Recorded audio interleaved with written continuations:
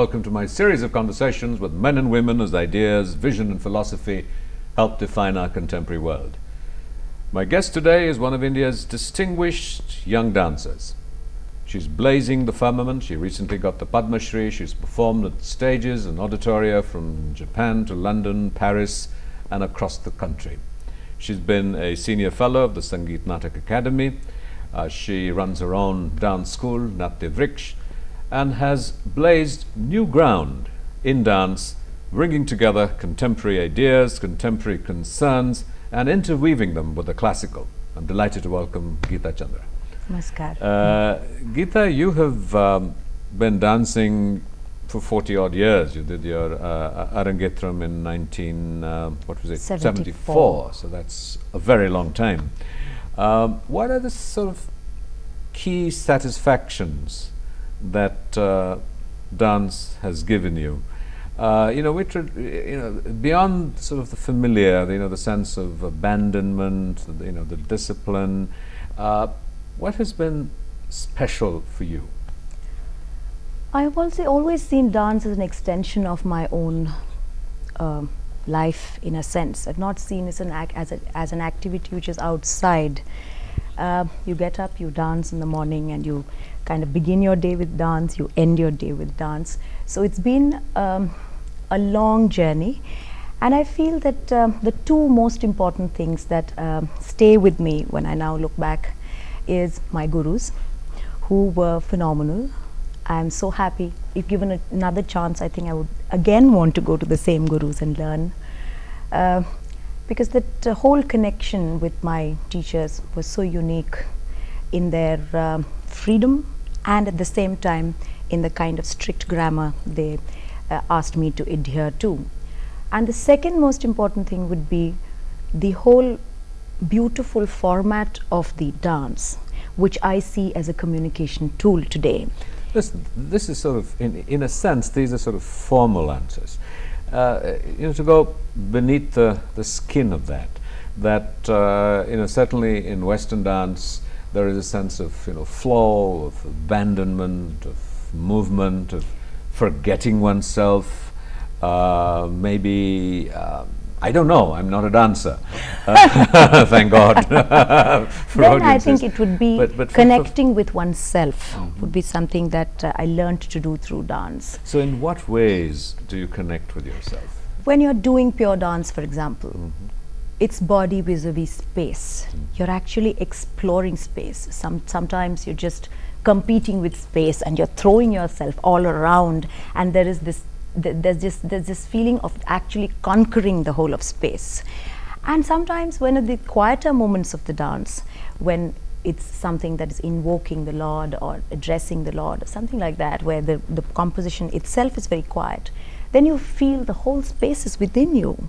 There's this completeness that arises out of the whole process of dance. And I feel after dancing, there is that high that you reach.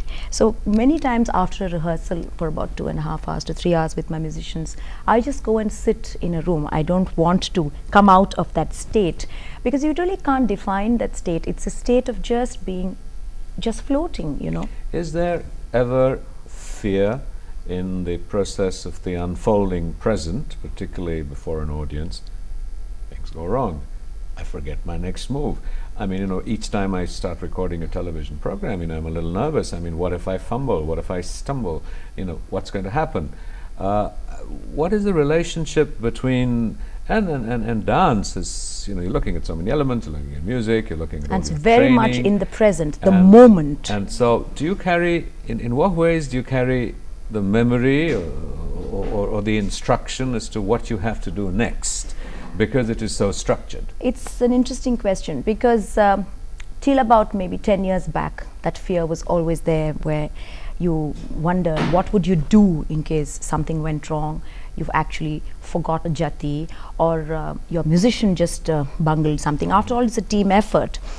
But I think in the last 10 years, things have changed in the sense that you feel that whole process of improvisation, which is so beautiful in the art. You really are taught, and over a period of time, you are able to just create on the spur of the moment. That's why I said the training, because my first teacher, who was a Devadasi dancer herself, Srimati Swarna Saraswati, was sister of Bala Saraswati, taught me to be an artist, not a performer. Because I think there is a big difference. What is it? Because she was a complete artist, I would say. She could sing for 2.5 hours Carnatic music, she could play the veena, she could recite the bowls, she could actually conduct a recital and dance herself. So I saw so many different elements in her, and I always thought being a dancer meant learning all of that. You would never be a dancer otherwise.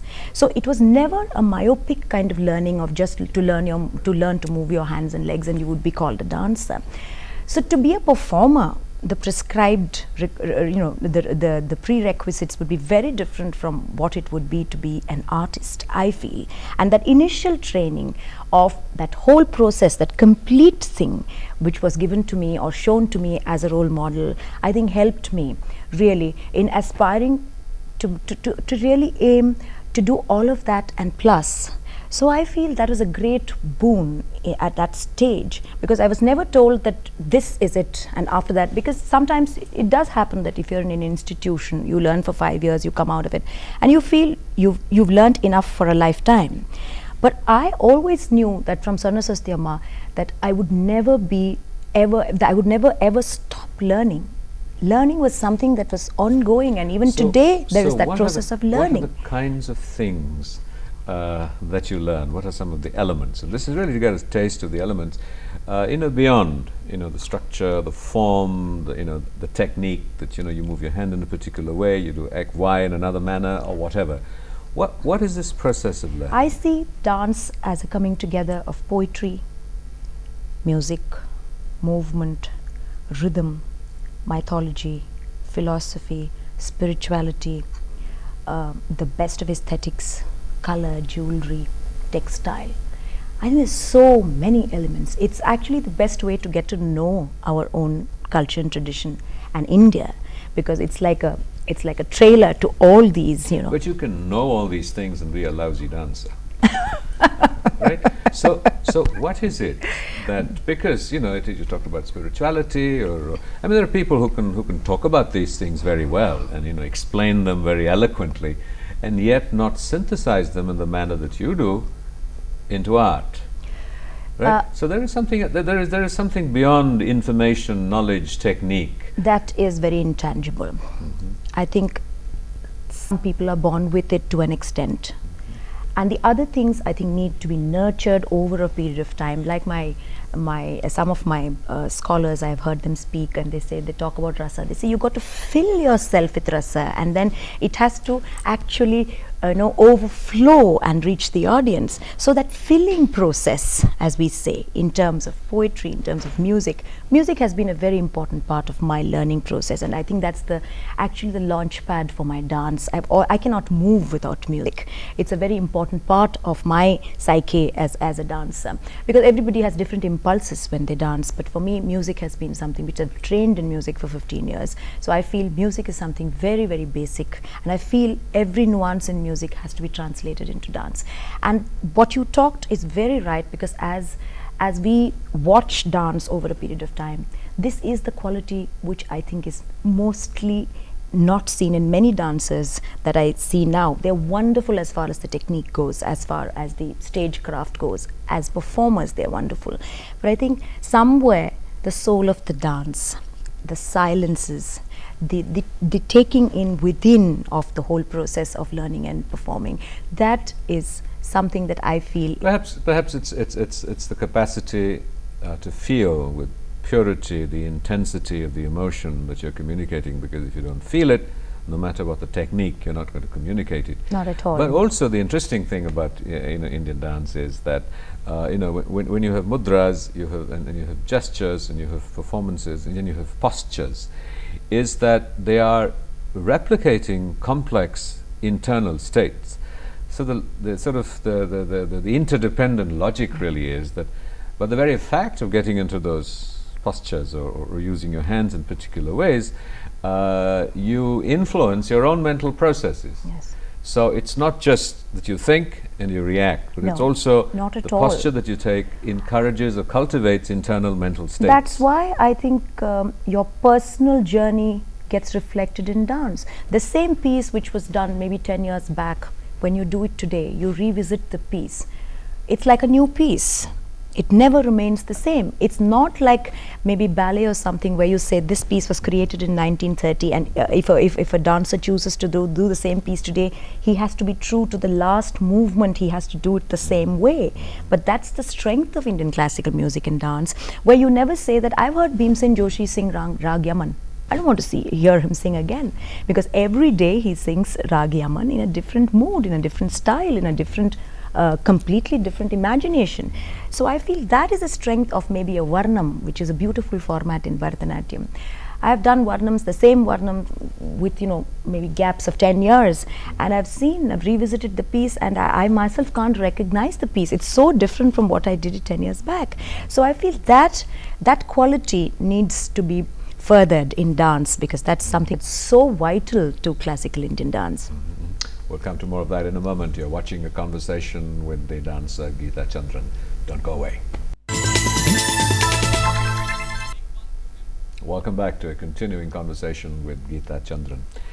You have taken, in many ways, dance much further. You've been looking at the interactions with dance and other media, with puppets and multimedia and what have you. In many ways, that's wonderful. That's a wonderful thing to do, because you relate to external realities, and you bring to it your training in classical traditional dance and expanded boundaries, and to make it more accessible. Frequently, people have felt that, certainly with painting and with other art forms too, that unless you are firmly grounded in the classical, it is always dangerous to move into the contemporary, because then the classical gets diluted, and usually people who make those jumps tend to do so because they're not very good in the classical, and so they sort of cover up for it. Almost in a sense that you waited till you had demonstrated enough ability or a sufficient track record, as it were, in the classical before making this move. What were the promptings? Wasn't the classical form enough, satisfying enough for this internal universe of creativity that you were talking about? There are too many points that you've made, but let me start.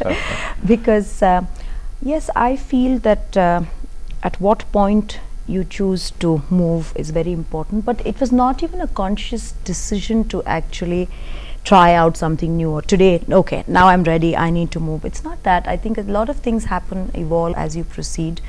Right from college, when I used to study, I used to find very bright, young, creative minds relating to theatre, relating to good music. But when it came to dance, they would always tell me, oh, you looked beautiful on stage, we loved the Tilana, but we couldn't understand anything of the other, So it used to pain me a lot. That stayed with me as to why Indian classical dance, with such a wonderful, large repertoire, one is not able to reach out to young creative audiences, creative minds.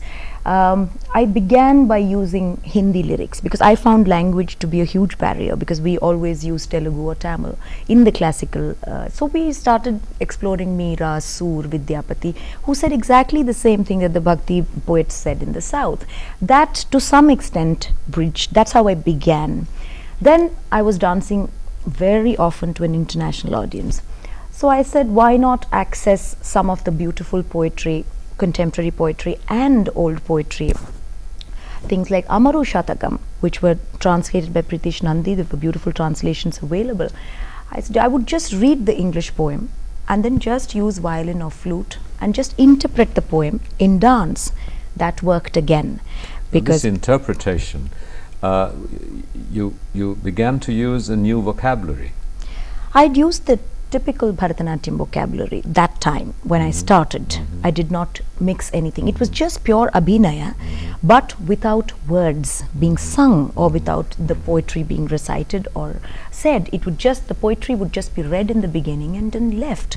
Then one would just use background music and interpret the same poetry. That gave me a lot of freedom in terms of expanding the context of the verse, in terms of actually communicating to the audiences without having to stick to the words, without having to relate to the vakya abhinaya or padartha that we say.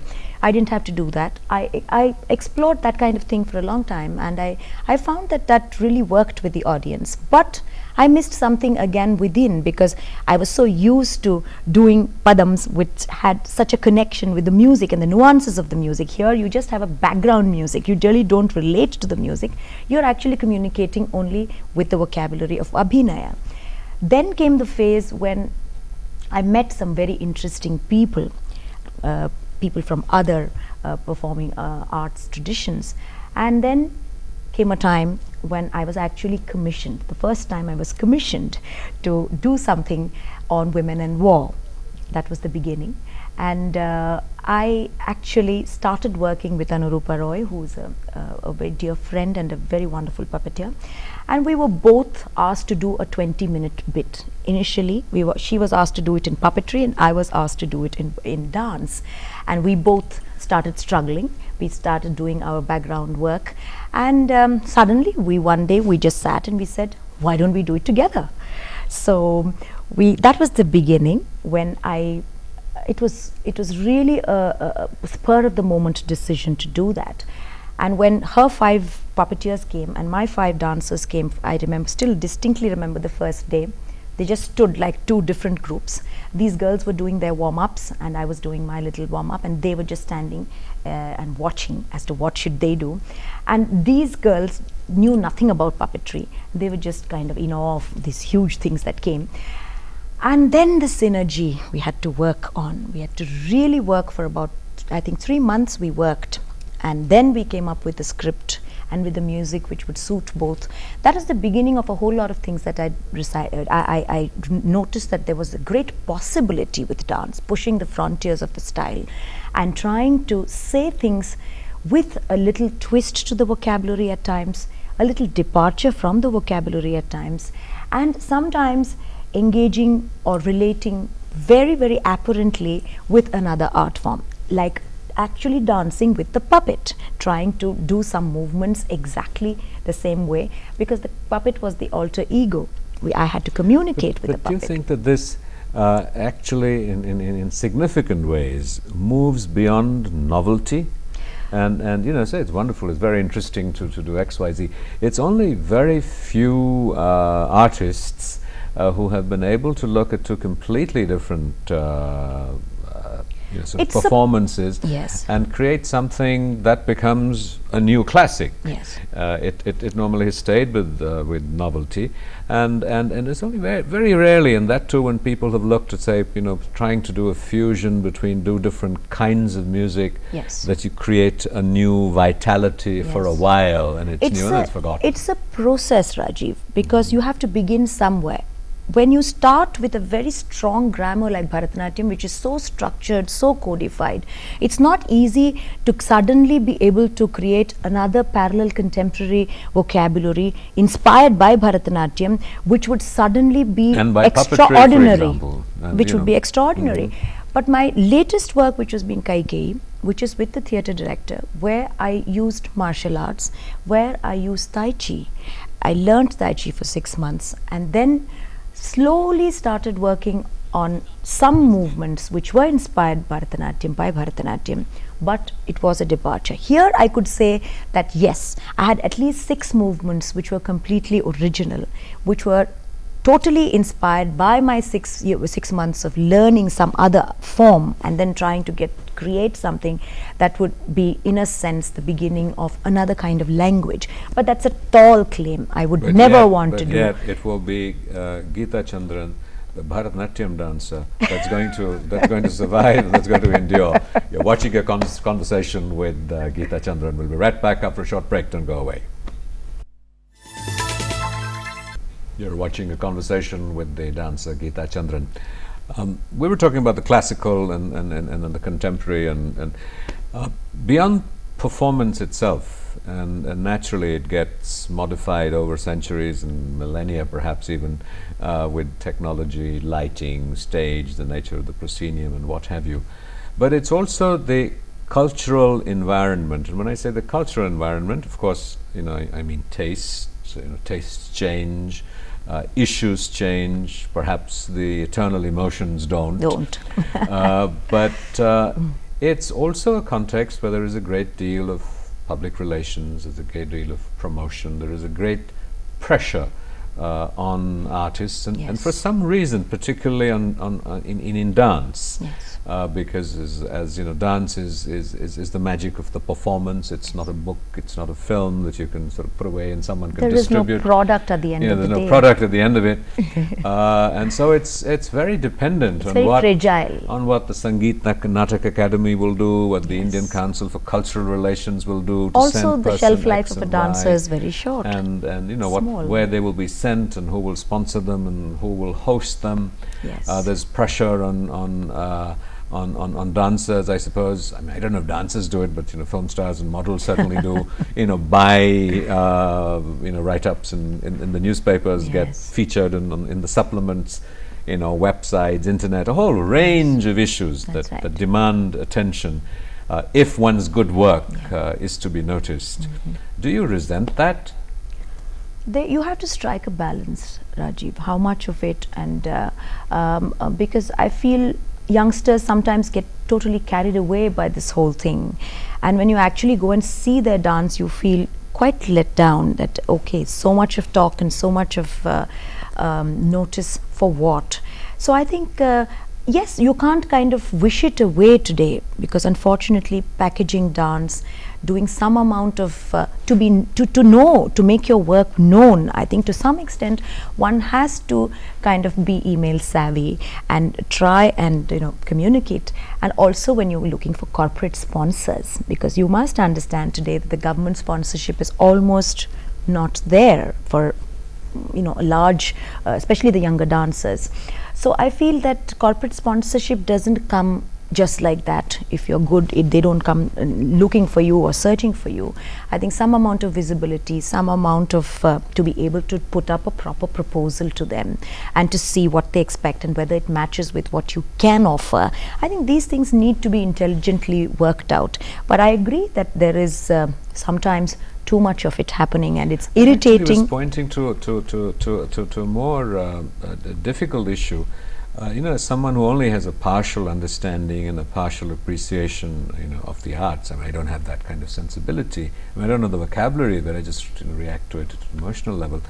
Is that very often I am influenced by what the community says is, a person is a very good dancer, and so I'm much more likely to go on that and find value in it than what is otherwise dismissed, and that tends to happen to music and to more subtle arts. Unfortunate. So we are greatly influenced by what sort of the surrounding buzz, the surrounding consensus is. And that is not always discriminating. I mean, I might have an interest in film. But so this is very Delhi-centric, what you're talking about. If you go and perform in, say, Banaras, where I just went and performed last month, a kind of overwhelming response you get. It's a genuine people coming up to you and truly being moved by the performance. And of course, it's Banaras is charged. Whenever I performed in Banaras, I found it wonderful. So I feel it's very Delhi-centric what you're talking about. This whole thing about the buzz going around, and every season there's a flavor of the month or the flavor of the year. Kind of one person is pushed around. That the audiences in Delhi, in some ways, are more discriminating, have a more holistic response than perhaps Chennai or other places. They are more open because they see a lot of things happening. They are not so closed to experimentation. They're not so close to maybe seeing something visually which is different, because their visual vocabulary, I feel, is very, very large, because of the embassies and the outfits being here. You get a lot of foreign groups coming in, performing here, and it's not just Bharatanatyam happening here. all 6 styles find their presence. So there's an interplay between styles, within styles. So I think it's interesting, that dialogue. That's why I think the audiences are more maybe complete in a sense. They are not so rigid with the way they watch dance. They are a little more open. So but discerning, I will not say. So what's the most gratifying for you beyond your own experience and pleasure of a wonderful performance, because inside you feel a sense of flow and balance and this high that you talked about. Whose response? The critic, the audience, who may or may not be how to put it, educated, who may not read it appropriately. Do audiences always respond to dance in the manner that you intend? Sometimes you get applause at the wrong time and things like that. Yes, that you can't help, because they're not educated as far as how to watch dance. You have politicians trooping up on stage with shoes and a lot of irritating things that happen in a program.